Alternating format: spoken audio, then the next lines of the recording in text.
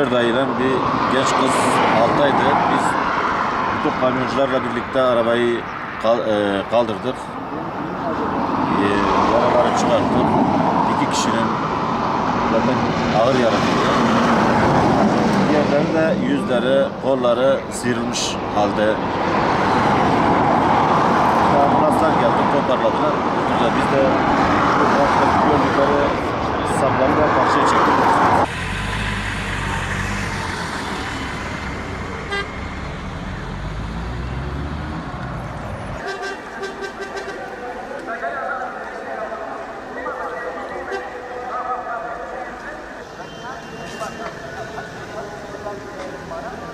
Bak.